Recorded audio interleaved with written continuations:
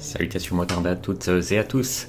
Eh bien, puisque on se retrouve plus souvent sur la route, je me demandais ce que vous pensiez de rouler en 2026, 2027. Est-ce que vous trouvez que c'est plus dangereux qu'il y a 20 ans, par exemple?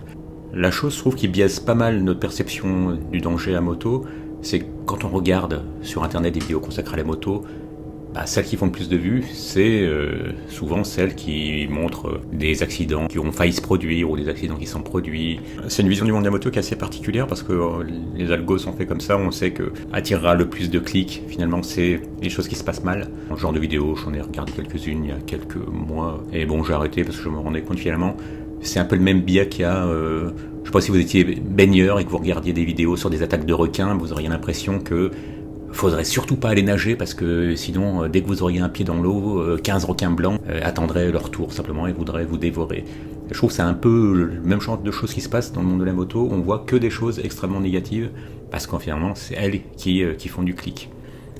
L'autre chose aussi qui fait qu'on a l'impression que la moto c'est plus dangereux aujourd'hui qu'il y a 20 ans, mais ça, malheureusement, il y a une partie de réalité, c'est que aujourd'hui, les automobilistes sont davantage distraits, notamment par leur smartphone. Donc c'est pas quelque chose d'imaginer. Moi, au quotidien, je vois des gens qui textent depuis dans leur voiture. Donc c'est certain que l'attention y est pas, franchement. Les clignotants en option, j'ai remarqué que c'est quand même plus le cas aujourd'hui qu'il y a une quinzaine, une vingtaine d'années. Qui s'accompagne en plus de demi-tours faits un peu n'importe où et n'importe comment.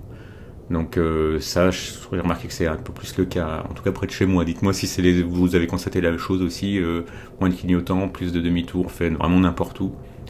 Là, on peut se faire un petit mea culpa, là, vous pouvez voir que j'ai devant moi un camion. Et c'est vrai que parfois, notamment à certains régimes moteurs qui font monter un peu l'excitation. Moi, sur une moto, c'est à partir de 4000-4500 tours. Minute, on sent que la puissance, les chevaux sont là, et ça pousse à faire des choses un peu plus impulsives que ce qu'on ferait en temps normal. Maintenant, je sais pas si c'est avec l'âge, vous voyez, devant j'ai un camion, j'ai pas une super bonne visibilité, donc je reste un peu à distance du camion, parce que ça me permettra d'avoir une bonne visibilité, j'attends patiemment, j'ai attendu quelques kilomètres, qu'un virage à gauche me permette de voir loin et pour pouvoir dépasser sereinement. Et c'est vrai que là, à ce moment-là, c'est ça vraiment, je trouve, le côté dangereux de la moto, c'est quand la puissance qu'on ressent arriver, finalement, elle nous pousse à faire des choses qu'on ferait pas en temps normal et qu'on se serait pas vu faire soi-même en temps normal. Dites-moi en commentaire si vous est arrivé de vous surprendre. Moi, je suis un motard plutôt pépère. Mais parfois, je me suis rendu compte que je pouvais faire des choses moins en ce moment, prendre des risques que je n'aurais pas imaginé prendre. C'était notamment le cas quand j'habitais près d'une grande ville où les voitures, j'ai considéré un peu comme des chicanes mobiles. C'est vrai que la moto, parfois, nous incite à faire des choses qu'on ne ferait pas parce qu'en fait, on a la puissance disponible.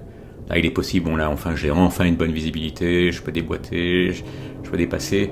Peut-être qu'avec une 1000, là, c'est la CBF 600, peut-être qu'avec une 1000, si j'avais pas à rétrograder, peut-être que j'aurais une conduite plus impulsive, ou moins, j'en sais rien. Si vous avez eu les deux, vous êtes passé de 600 à 1000, est-ce que vous avez trouvé que votre comportement était plus impulsif sur une 1000 ou plus, ou sur des moyennes cylindrées.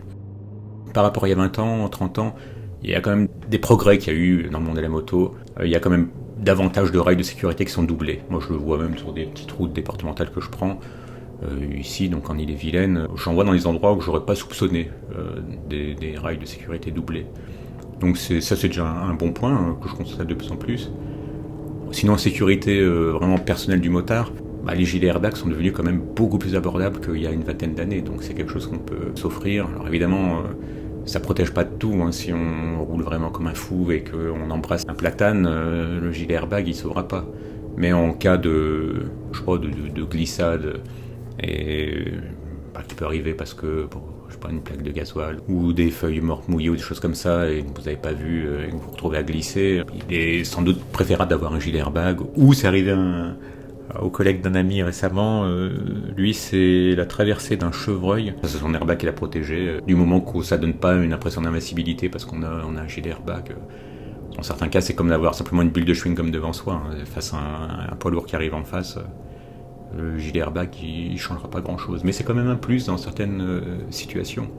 Et ensuite côté équipement moto, l'ABS, on le trouve de plus en plus sur des motos même d'un certain âge, comme la mienne qui a 18 ans qui a l'ABS. Et les motos neuves, je crois que c'est depuis 2018 que l'ABS est devenu obligatoire. Bah, sur le mouillé, c'est quand même un plus. Même si je ne l'ai pas encore déclenché, après tout un hiver à avoir roulé pas mal sur des chaussées glissantes. Si vous êtes équipé de l'ABS, n'hésitez pas à me dire si vous avez senti se déclencher, que ce soit de l'avant ou de l'arrière, ou s'il suffit d'être assez doux sur la poignée, aussi bien des gaz que de l'accélérateur, pour pas en avoir besoin. Bon, après, il y a quand même des choses qui se sont dégradées, il faut reconnaître. Il y a plus de nids de poules qu'à une époque. Ça, c'est le fait que les routes sont moins entretenues, parce que ça coûte plus cher aux collectivités locales, aux communautés de communes et compagnie, parce que l'État se désengage de plus en plus. Ça, c'est malheureusement un mouvement qui se poursuit.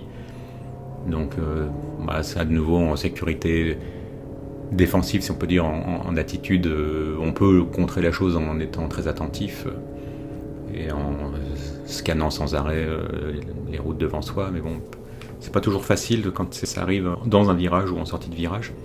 Alors qu'est-ce que vous en pensez? Est-ce que vous trouvez que faire de la moto en 2026 c'est plus dangereux qu'avant, ou ça reste constant? Est-ce que vous pensez que le fait que les vidéos qui aient le plus de clics, ça déforme un peu la réalité? Est-ce que vous avez vu d'ailleurs ces fameux accidents ou ces quasi-accidents qu'on voit sur des vidéos, alors qu'en fait dans la vraie vie vous les avez peut-être jamais vus?